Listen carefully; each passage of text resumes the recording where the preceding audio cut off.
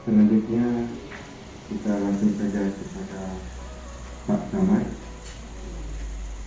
sebagai narasumber sekaligus membuka kegiatan kita pada hari pada Bapak Camat Sumbawa Timur.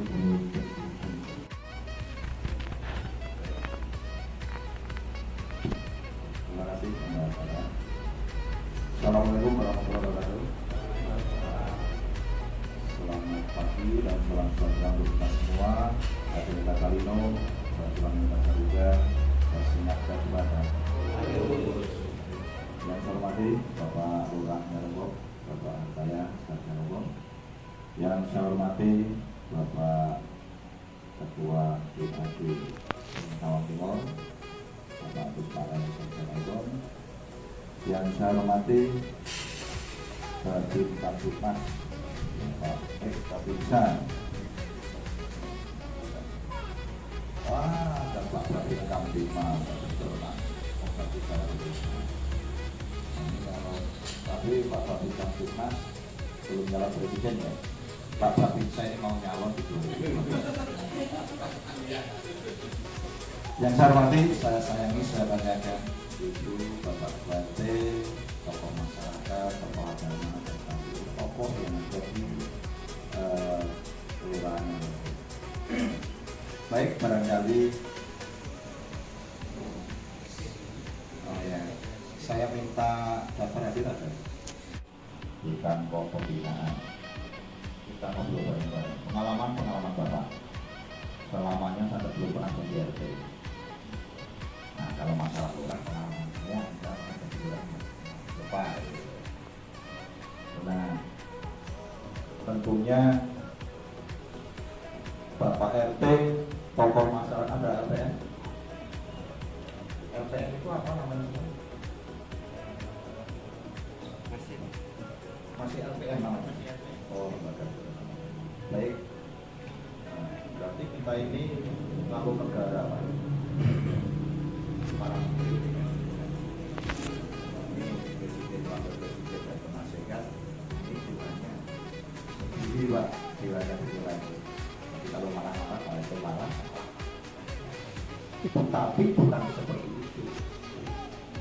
Sifat kita dalam kebersamaan dan bergotong royong.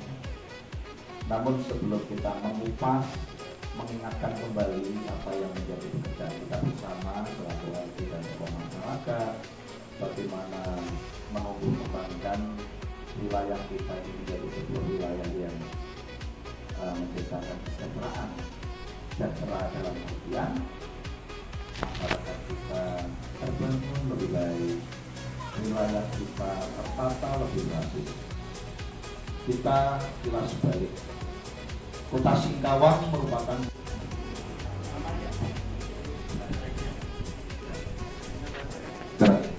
baru tes enggak itu ini enggak mau diambil. Kota Singkawang kota kecil Pak.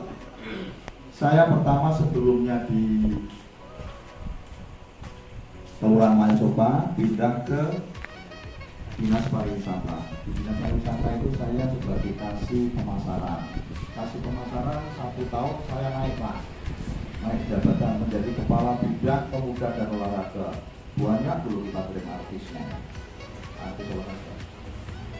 Geser kembali, saya kepala bidang pariwisata. Saya 9 tahun kepala bidang pariwisata. Ada artis pada turun dulu, ingat nggak? Setiap dokumen saya yang ngambil. Dulu itu sebenarnya bagiannya Sambas dengan Bengkayang dan daerah perbatasan. Saya bilang, kota kecil di Kalimantan, kota Singkawang adalah daerah perbatasan. Kalau gitu boleh didorong artis, boleh Pak. Itu lumayan. Lah itu mendatangkan atlet. Lah masa kita di timur ini tidak bisa sih? Perlu kita lihat. Salah satunya adalah pengunjung yang datang di kota dengan menonton artis, dia kan membeli orang jualan es, membeli makanan dari jualan itu. Coba timur kita lihat. Timur mempunyai potensi wisata yang luar biasa yang bisa kita kembangkan bersama. Contohnya justru Pak. Justru timur ini sebetulnya menjadi wisata bukan hanya lokal, Pak. Kalau kita olah bareng-bareng, nanti saya akan coba terobos dengan pemerintah kota, Bapeda Pak Dhani itu pariwisata. Bagaimana pengembangan ini? Komentari dan ada. Batu Belimbing kita coba bareng-bareng. Kebetulan wilayah sini Pak. Untuk wilayah sini Pak, misalkan saya bina bagian kota, saya suruh bareng-bareng sama-sama. Multiplier effect Pak, bukan kok oh itu daerahmu. Saya kira pariwisata itu menjual Pak, tapi multiplier effect atau dampaknya itu bisa pada luar Nyaruko. Ini salah satu Batu Belimbing. Bapak ada nggak dulu katanya di sini ada bunga yang bau itu? Nah ada kan?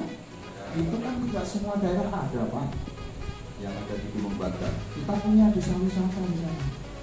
Nomor 5 dulu zaman kami di pariwisata. Dikirim ke Bali Pak, di Polinosiko itu. Dan punya kelompok Pok Darwis Pak.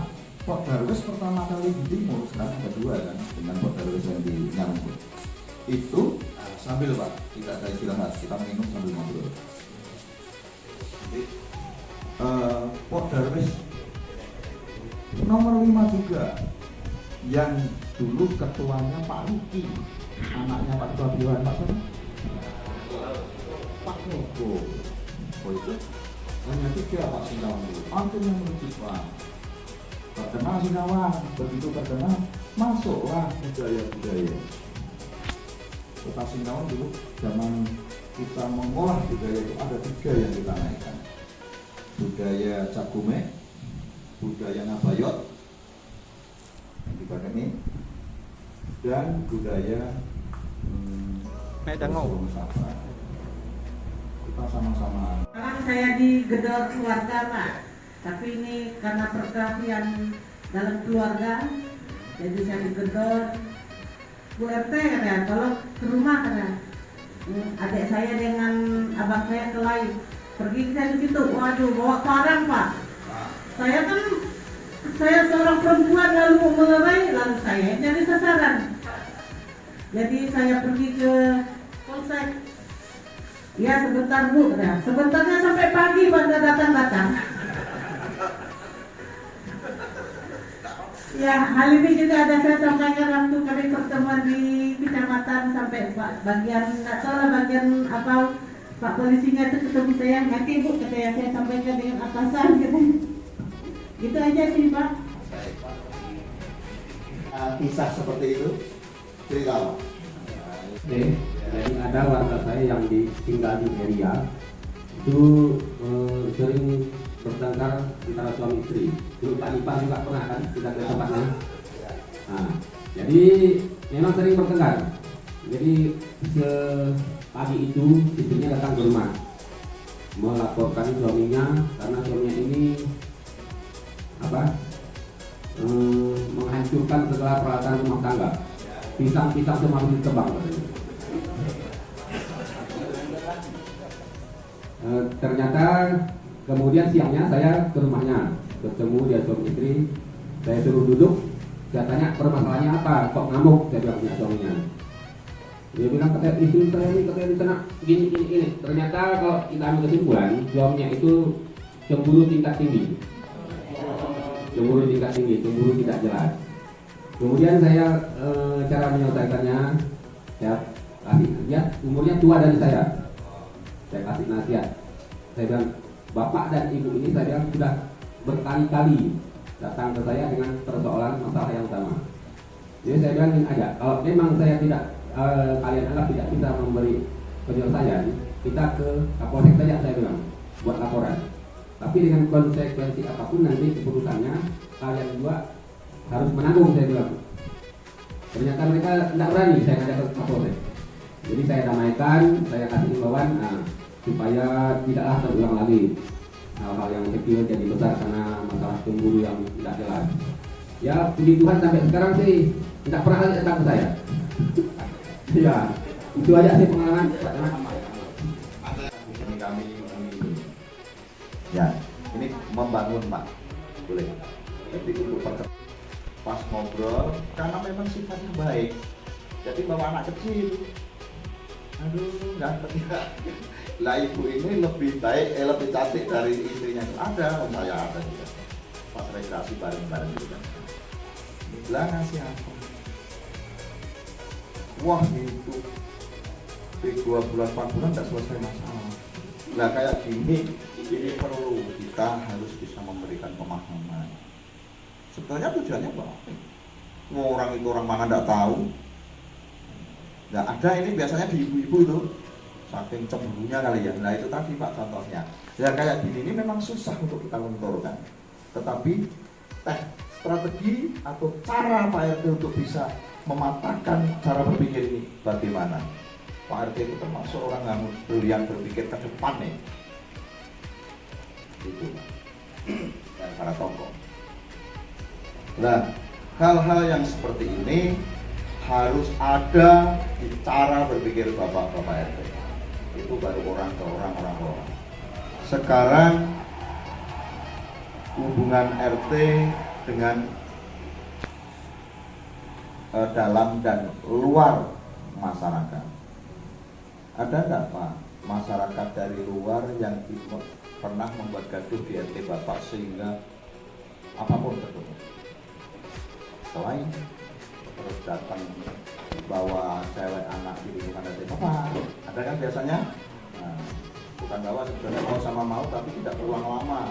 Dia di bawah umur misalkan, namanya pergaulannya bebas tidak harus ngobat. Bebas itu tidak pulang, kurang pengawasan orang tua, lari, tidak pulang, lapor RT ada enggak? Pernah belum? Mudah-mudahan aman. Lah, ini sering terjadi Mbak. Anaknya pergi, dibawa siapa enggak tahu, RT yang dilaporin. Apa enggak pusing? Tolong Pak, anak saya carikan, padahal nyari kemana?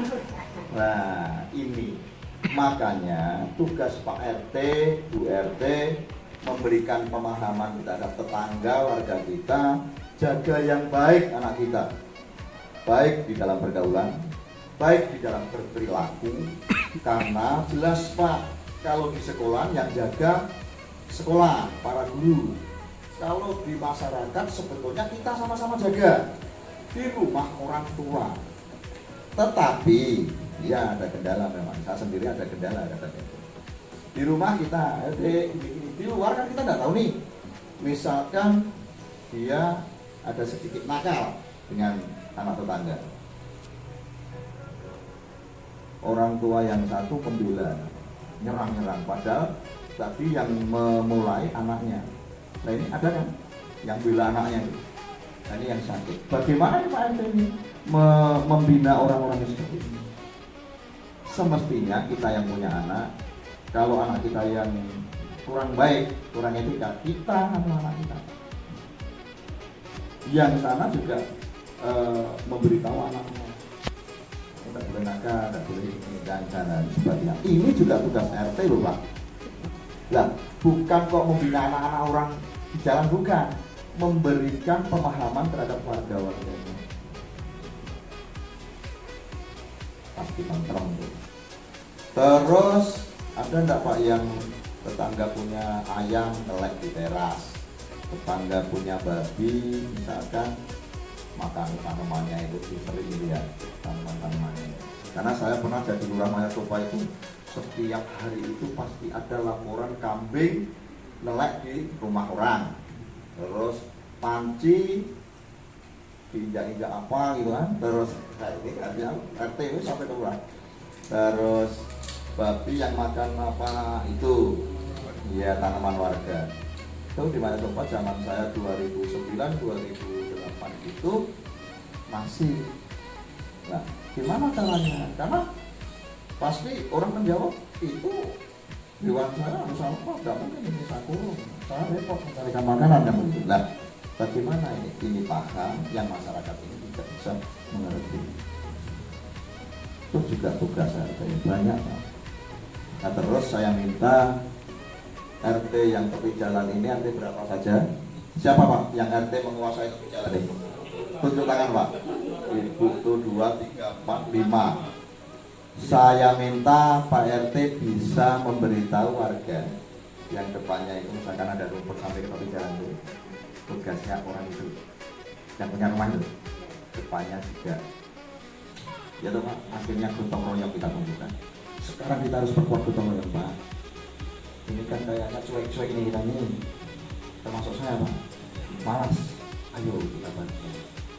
Saya yakin timur mulai tampak nanti rumah yang tinggi. Kemarin saya barusan cerita-cerita kemarin lurah sama ASN apel, tolong itu rumputnya gimana, langsung Pak Lurah nambal itu kemarin numpang nggak Pak? Nah, Pak Lurah sudah bisa nambalin itu, ayo yang punya rumput ini kita terbantu. Kalau bareng-bareng tidak capek Pak, kalau Pak RT sendiri habis lah.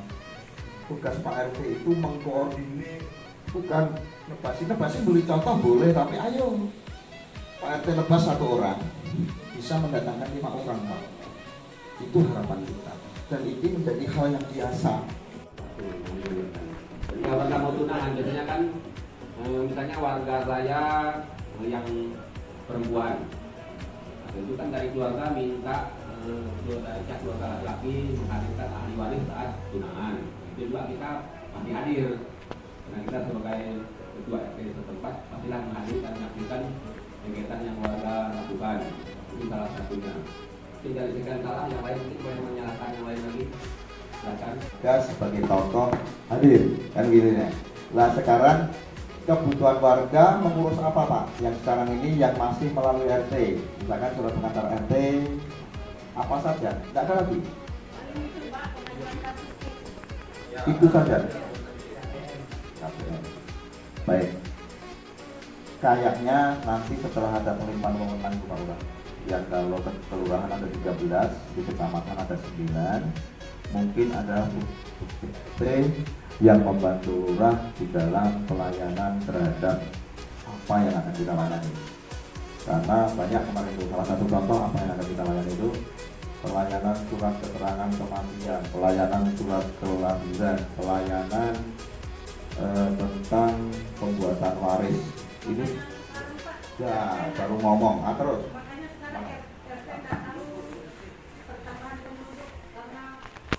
makanya sekarang RT tidak tahu pertambahan penduduk warganya Pak. Karena nah, saya tanya lagi, ini data ini dari mana? Dari warga.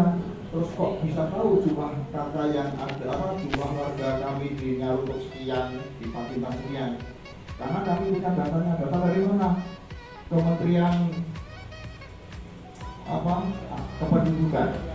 Nah, saya nanya loh, Kementerian Kependudukan tahu dengan warga saya tadi itu. Turun deh memang tiap hari. Sudah. Tapi ini kan tidak menjadi sebuah blok ini. Intinya bahwa kalau harapan saya ini punya harapan RT itu harus tahu dengan wilayah dan penduduknya. Saya mau Bu RT udah berapa tahun? Ya. Wah, mau pemilihan lagi sama dia?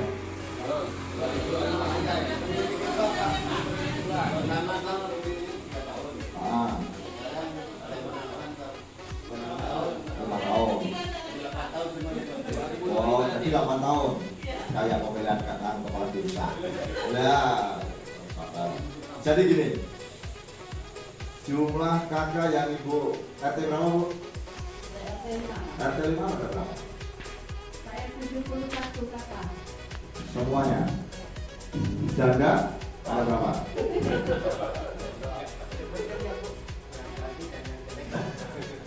Janda ada berapa? Janda ada 3 Pak. Duda.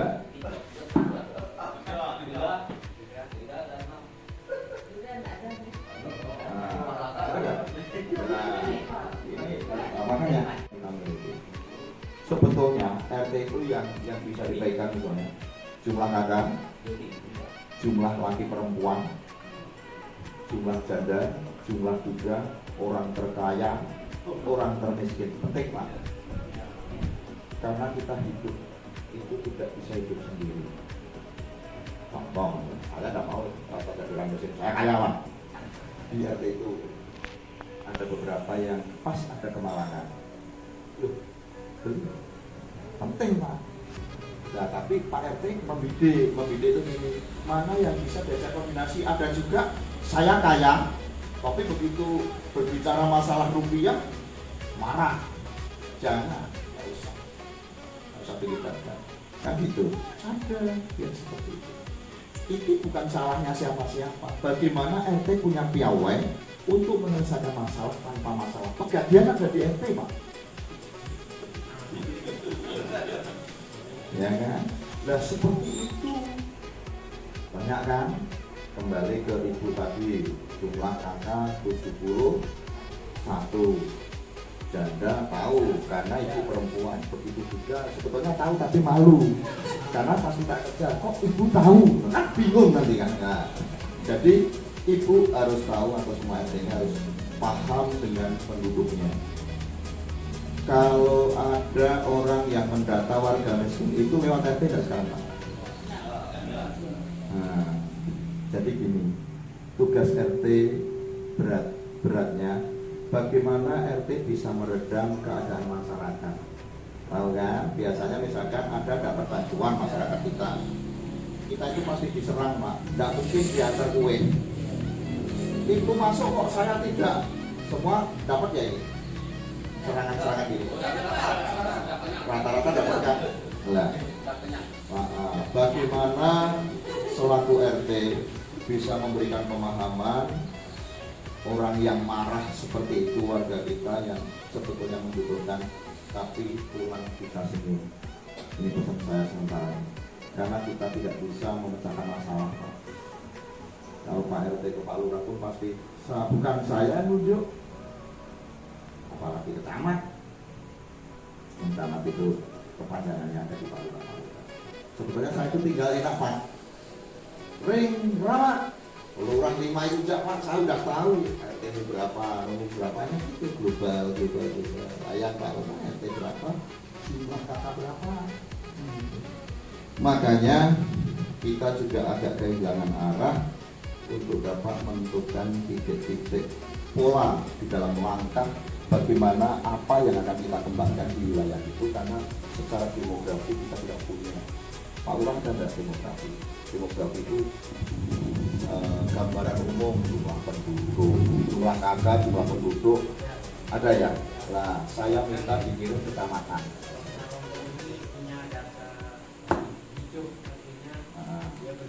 Data dinamis, dinamis. Kalau statis itu mati, Pak. Siap ya? Ya terus. Ya terus.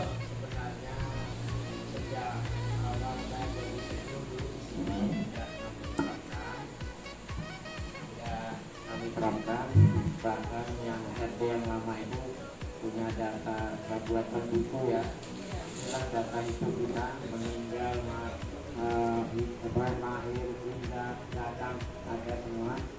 Dan sampai sekarang ini karena waktu saya masih jadi Pasifam itu ada.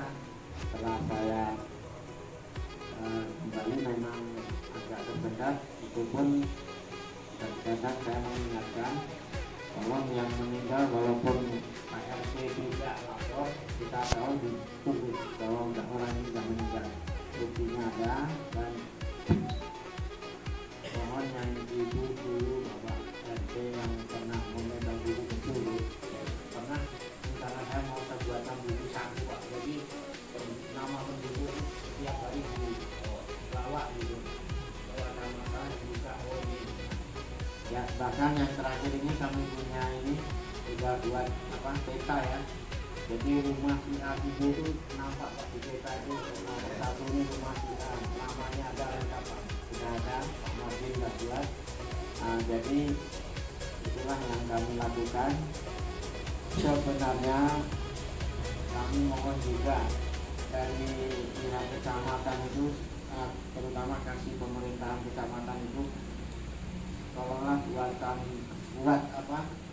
sesekali RT Singkawang Timur itu diundang mengadakan rapat ya, inovasi apa yang diberikan oleh RT nanti. Ini semua bekal saya waktu saya di Pacitan, Pak. Semuanya itu data. Bahkan yang ibu bilang tadi.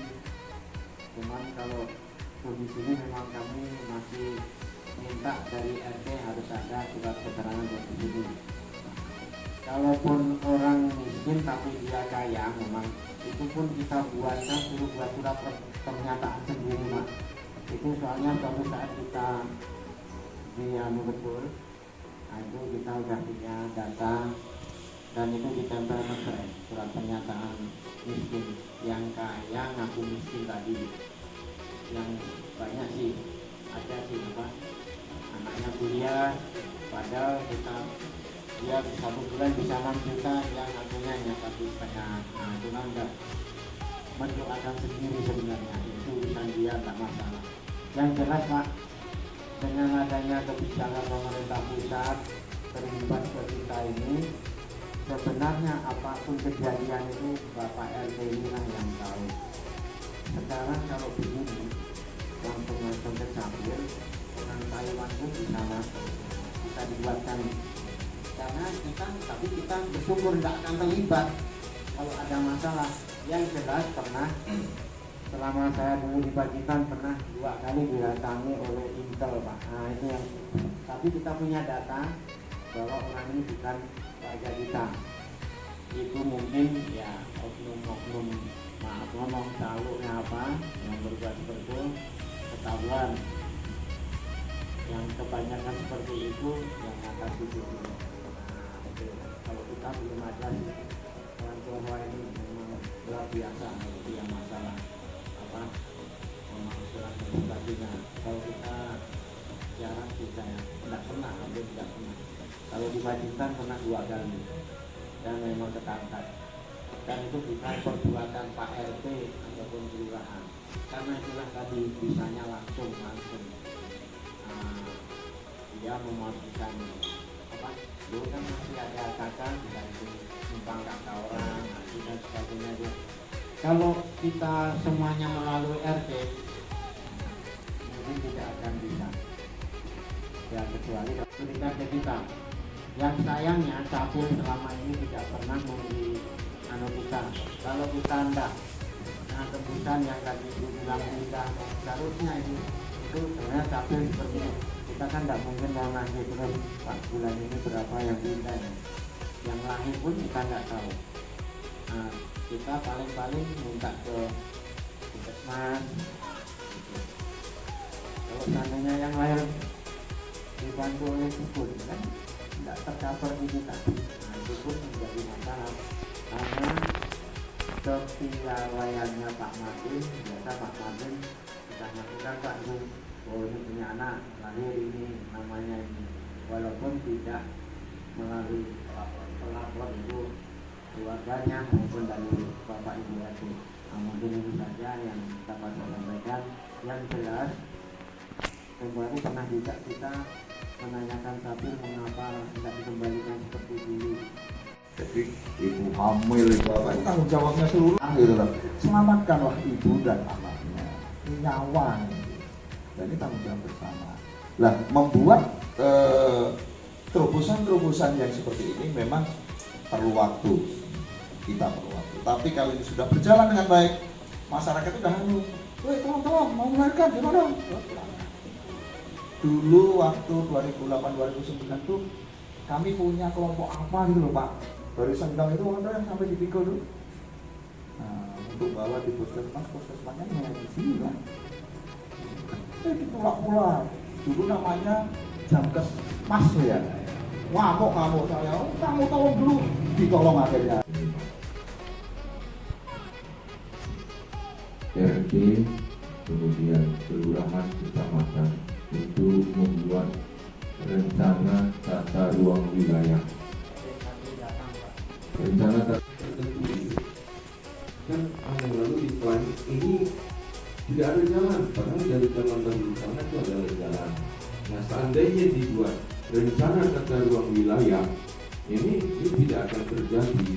Nah, ada yang mau bangun jalan, ini bukan jalan lalu ribut, pindahkan di tempat tertentu. Ribut lagi, ini jalan keluarga tertentu, itu yang saya alami, ya kan? Nah, padahal kita tidak pernah mengusulkan jalan itu, gitu. Tapi karena tidak ada rencana tata ruang wilayah, akhirnya terjadi perdebatan. Nah ini yang menurut saya ini miris saya melihat ini. Ya, petani ketika mereka panen harus memikul padi, bawa pakai sepeda motor, jatuh lagi di parit basah. Nah ini yang saya tidak tahu di tempat lain. Saya melihat di wilayah kami, terutama di Kerobokan, saya masuk Kerobokan, ya. Jadi saya melihat ini penting sekali diperhatikan petani. Lalu saya katakan begini, kita bisa maju, pembatik bisa maju kalau Pemkot membuat aturan atau peraturan di daerah ini, semua ASN yang ada di Pemkot, guru swasta, murid menggunakan batik buatan kita. Kemudian buat perdanya aja dari Dewan. Nah, memang tidak gampang, tapi bisa kita usulkan untuk ke depan sehingga betul masyarakat kita, para pembatik ini ya, bisa eksis terangkat. Jadi orang yang tadi sibuk dengan narkoba lupa dengan narkoba, karena dia sibuk bekerja.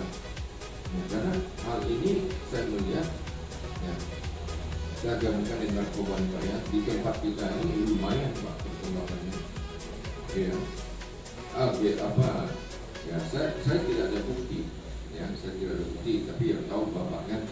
Ya, tapi ketika saya di RT lain berikan masukan, diminta oleh BNN bagaimana menanggulangi kota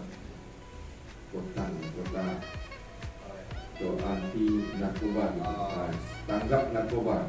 Nah, ketika dalam pertemuan itu saya katakan pendampingan mulai dari lembaga yang paling kecil keluarga, kemudian sekolah, baru masyarakat. Nah yang sekarang RT itu masyarakat. Nah, bagaimana caranya? Kalau kita hanya ngomong-ngomong pasang spanduk tidak ada gunanya. Kita cari jalan keluar, beri mereka kesibukan anak-anak muda ini. Antara lain ada yang katakan tempat kami membatik. Oh ya bagus, dari mana? Membatik dari mana? Itu dari Nyarukok. Siapa disebut?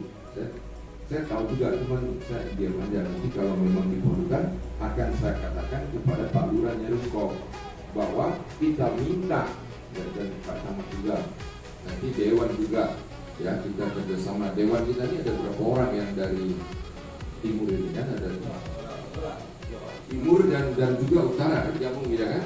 Nah kita minta mereka. Nah pada saat seperti ini kita mengatakan itu, ini menjelang 2024, ya. Kita katakan kepada mereka, oke, kami pilih Anda, tapi supaya ada peraturan daerah yang mengatakan pada hari Jumat seluruh ASN Kota Singkawang itu menggunakan, ASN dan pelajar Kota Singkawang menggunakan batik buatan daerah kita sendiri, entah Singkawang atau Nyarukok atau Roban atau mana, yang penting ya kita gunakan itu. Ya seperti itu Pak Ustaz. Terima kasih, selamat pagi. Jauh ke depan, luar biasa. Terima kasih Pak. Kami untuk di Timur begitu masuk 3 minggu ya, langsung di mana di sini yang ada kreatif atau inovasi masyarakat. Langsung Pak Lurah ngantar saya ke tempat Bu Eli, barangkali Bu Eli ini ya yang batiknya rumput tuh. Nah motifnya itu ada motif naga, kepala naga bertemu. Namanya apa Bu? Itu batik apa? Bepilas Pak. Hah? Naga bepilas. Naga bepilas. Naga bepilas itu naga anak kelahi Bu. Jadi batik bahasa lokal sangat luar biasa. Itu punya nilai jual. Hanya ini memang saran Bapak bagus. Hanya mampu nggak menampung kebutuhan itu. Satu, yang kedua harga Pak. Harga masih agak tinggi karena batik tulis itu paham saya. Batik tulis itu mahal. Kalau untuk kelas-kelasnya nanti kami ini sedang membuat pendekatan. Dari sisi pariwisata, ekonomi kreatif sudah tersunting. Dari sisi pemerintah Kota Singkawang, Dekranasda bagaimana? Paling tidak bisa menitipkan hasil produknya, Pak. Itu produk dari Bu Ade, karena produknya masih terbatas tuh. Kalau saya Bu, sebulan menghasilkan berapa? Sebulan itu karena ada hanya berapa 5 orang ya? Nah, 5 orang nggak salah. Itu sudah kami data Pak. Terima kasih. Dan ini memang mohon doanya. Salah satu kreatif masyarakat yang akan saya naikkan menjadi sebuah karya inovasi Singkawang Timur. Nah, ini kami lombakan ke Kementerian Dalam Negeri karena pengalaman kami kemarin di Bapeda membuat lomba inovasi daerah.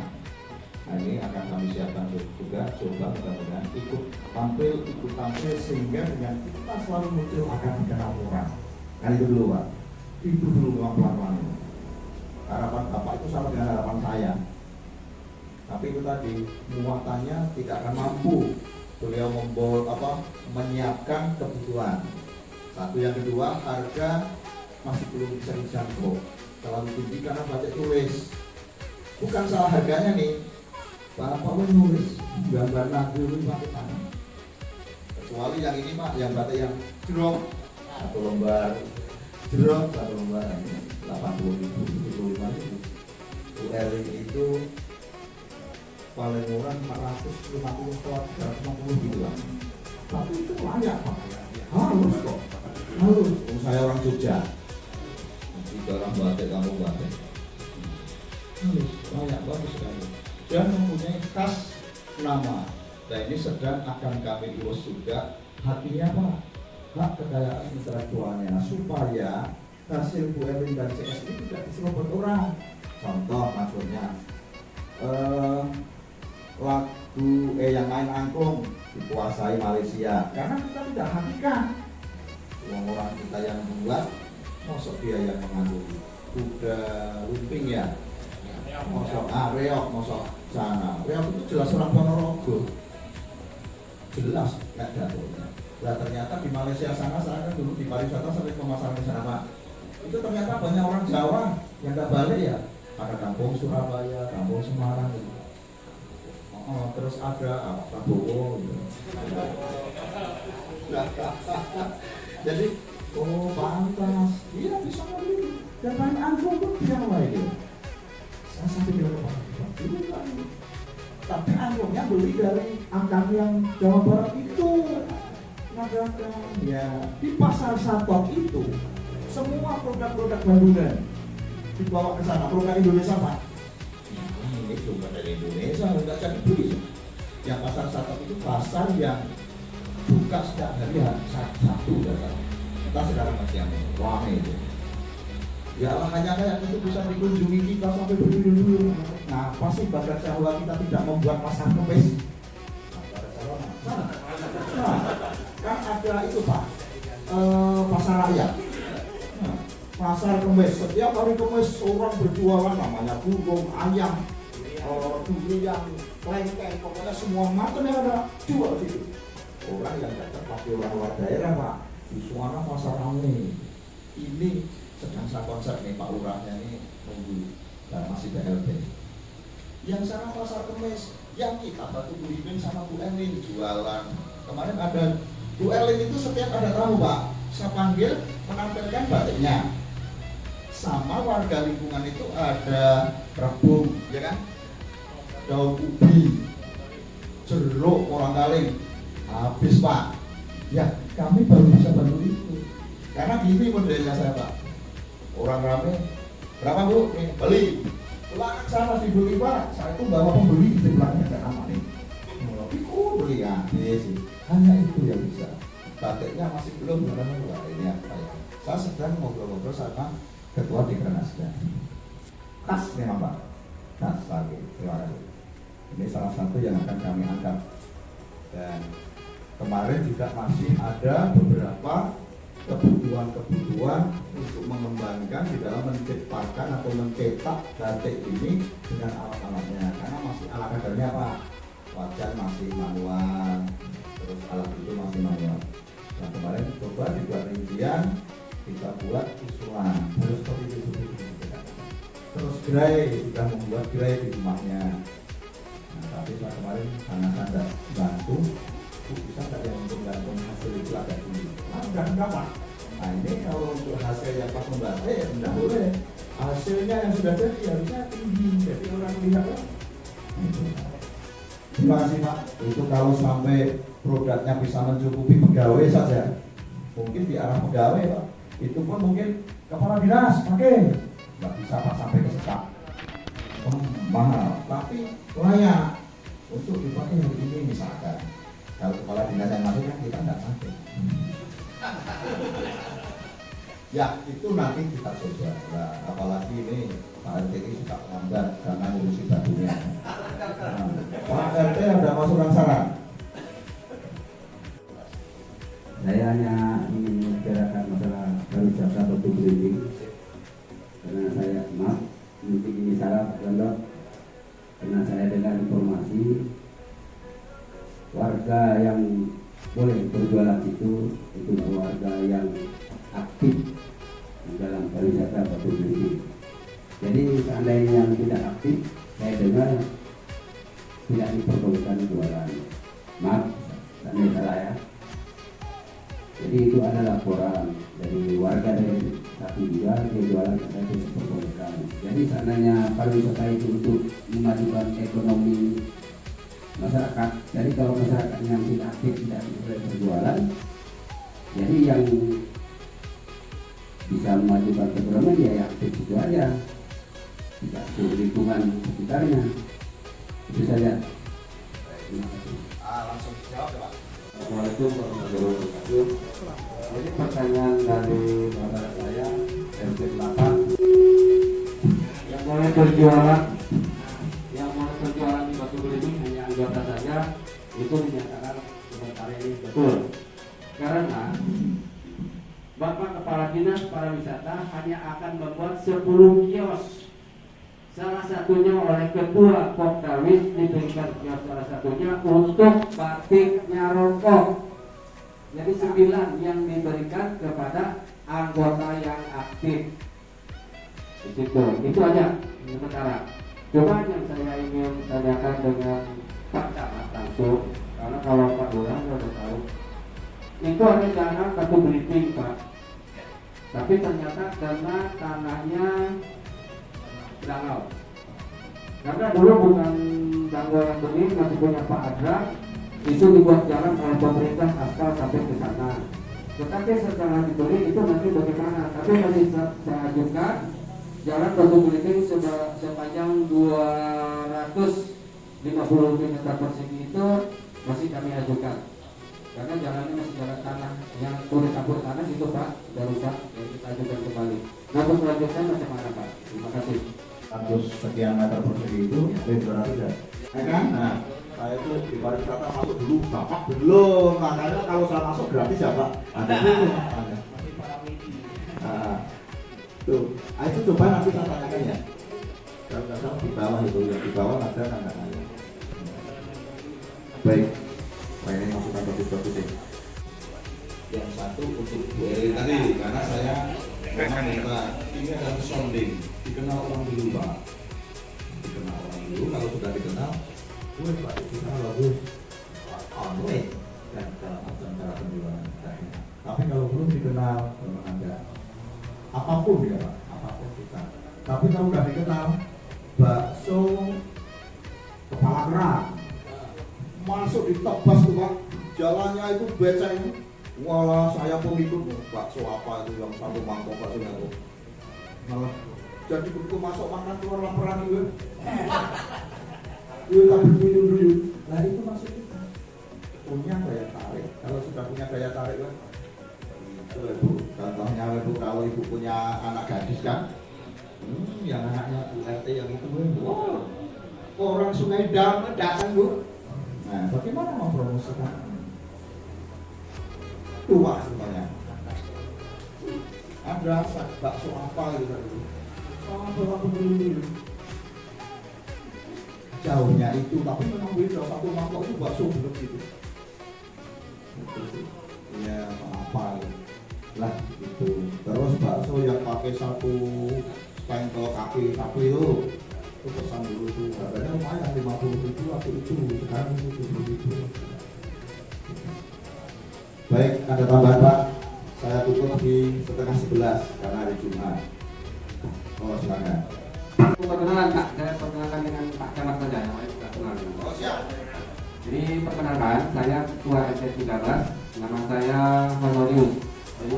Nunggu Pak Lurah angkat ini belum pernah diangkat, saya masih honor terus. Saya kasih nama Honorius. Jadi begini Pak, dengan berkenaan dengan wisata, kalau kita lihat potensi wisata khususnya di Kelurahan Jarukap ini tidak di 13, ada juga tempat pemandian alam, area. Pasti Pak Camat pernah tanahnya, area. Pernah ngintip tukang mandi. Ya sama. Nah, jadi sekarang Pak, kalau area itu dijadikan tempat wisata, Yang mandi basah di situ enggak? ya. Nah, kalau dijadikan tempat wisata dengan tata kelola yang baik, misalnya dengan tiket, maksudnya bayar tiket, kemudian di sepanjang air itu juga, misalnya ada dibangun WC, tempat ganti baju, atau bangun tempat-tempat jualan, itu sangat bagus. Karena kalau kita lihat itu setiap hari area itu tidak pernah sepi dari pengunjung. Nah, sementara kalau sekarang kan itu dikelola oleh masyarakat atau katakan oknum masyarakat yang dengan kesukaan hati mereka ingin meminta. Nah, tapi kami selalu mengingatkan, bahasa saya itu. Nah, kan kembali kepada orangnya. Tapi sebetulnya itu nanti kita coba kita buat pembinaan kepada para pelaku-pelaku atau masyarakat atau generasi muda yang mereka memang mengelola itu atau memanfaatkan. Kalau bilang mengelola itu kan sebetulnya dia membersihkan, mengapa Pak?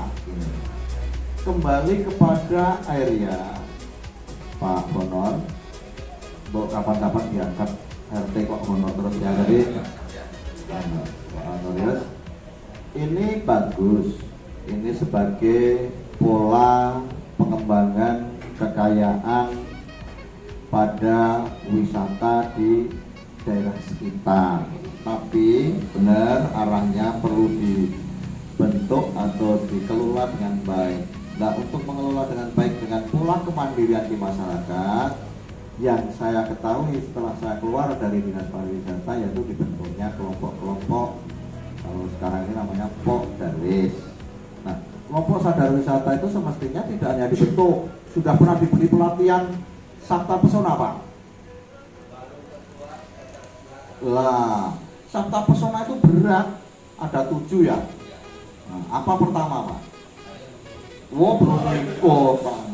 Jadi bagaimana menciptakan rasa aman, bagaimana menciptakan rasa nyaman, bagaimana menciptakan rasa indah, bagaimana rasa sejuk, bagaimana rasa kenangan, bagaimana rasa itu dapat menjadi daya tarik, bagaimana bisa membuat masyarakat apa yang datang wisatawan itu bisa kerasan selama-lamanya di tempat itu. Kalau sudah bayar mahal, kita atuh, mohon maaf, saya minum makanya saya ngomongnya lama Pak.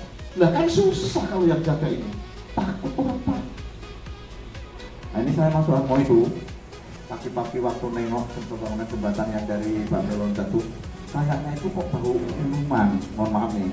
Nah ini jangan yang jaga, orang takut Pak. Orang mau rekreasi itu kan gini loh Pak, rekreasi itu di rumah itu saya kelahi terus sama anak bini. Kan? Karena saya kerja terus, pulang sore kan. Lah saya ngepres, buat refreshing supaya tenang, istri anak saya senyum, ketawa, masuklah berekreasi ke suatu tempat, kan begitu. Tujuannya berangkat cemberut, pulang ketawa Pak, itu rekreasi. Lah kalau rekreasi berangkat ketawa tebak, pulang cemberut itu bukan rekreasi, namanya cari masalah, kan begitu. Lah ini begitu mau masuk ke tempat itu, nah ini tidak membicarakan yang lain saya. Mau ke tempat itu, yang jaga ternyata itu mahal lagi. Kalau sudah kita dipengaruhi itu kan biasanya kadang-kadang ngomong kan kita tidak tahu kan. Bukan salahnya sih, yang kayak gitu janganlah menjaga, janganlah mahal, itu dulu Pak. Kembali ke area, ya Area ini tanah siapa dulu? Nah itu dulu, ya kan? PDAM. Nah, berarti pemanfaatan, hutan lindung, pemanfaatan airnya untuk masyarakat banyak umum. Lah, air minum. Berarti kalau kita bangun di situ toilet, pembuangannya kemana? Itu hati-hati karena airnya di. Nah, ini Pak. Jadi seandainya buat seperti itu bagaimana? Tapi bagaimana rekreasi itu kan intinya tidak merusak alam Pak. Tidak merusak alam kuncinya. Datang tidak merusak alam dan tidak merusak peruntukan atau kebutuhan. Itu boleh saja. Tapi kalau begitu masuk, air yang harusnya tidak tercemar menjadi tercemar. Buang sampah kami.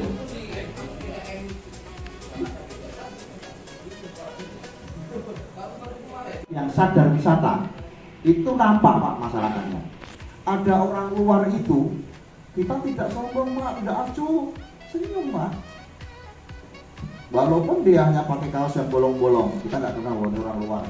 Kalau kita kan beda, kita itu maksud saya loh Pak. Orang luar tuh kaosnya bodak, hati-hati ini jangan-jangan, jangan, nggak perlu curiga kita. Senyum Pak, ngangguk senyum.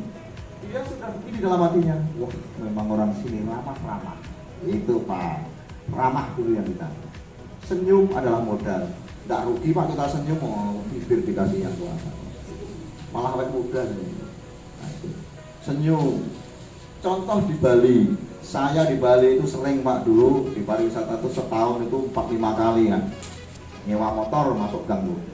Orang jalan kaki. Saya melihat kalau orang masyarakat karena bawa mobil Pak, di depannya nutup jalan tuh. Mana pernah klason-klason kayak kita itu Pak, didiemin Pak, sampai kita terkejut gitu kan, mobil binggir, baru dia orang. Baiklah, rangkaian kegiatan kita akhirnya pada hari ini kita cukupkan dulu sampai hari ini, sampai jam ini. Mungkin nanti akan dilanjutkan dengan sosialisasi dari PN ya Pak ya. Jamnya jam berapa?